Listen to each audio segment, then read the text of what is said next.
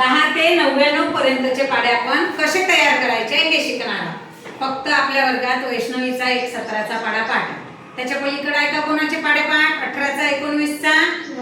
तर बघा आपण आता 18चा पाढा कसा तयार करायचा ते बघू।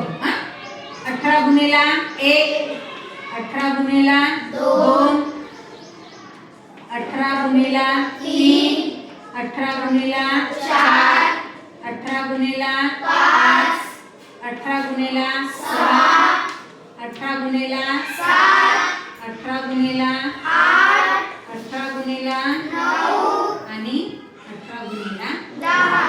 बघा एकदम सोप्या पद्धतीने आपण 18 काय कोणताही 48 चाही 58 चाही 99 पर्यंतचे पाढे आपण तयार करू शकतो। काय सांगितलं होतं मी याच्या आधी का हे 1 चा पाढा असाच लिहून घ्यायचा। 1 2 3 4 5 6 7 8 9 आणि 10 लिहिले।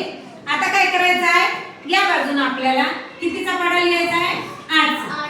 कितीचा 8 म्हणा 8 चा पाढा 8 1 8 8 16 8 24 8 32 8 45 40 8 सकम 48 8 साठी 56 8 8 64 8 9 72 8 10 80 झालं। इथपर्यंत समजलं सगळ्यांना?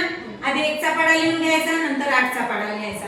आता आपल्याला 18 चा पाढा तयार करायचा आहे। कितीचा पाढा तयार करायचा आहे 18 चा पाढा तयार करायचा आहे ना?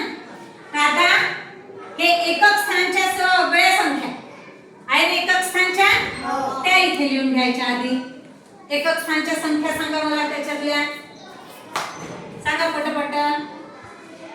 8 8 नंतर 6 नंतर 4 नंतर 2 2 नंतर 0 0 नंतर 8 नंतर 6 नंतर 4 नंतर 2 नंतर 0 म्हणायचं।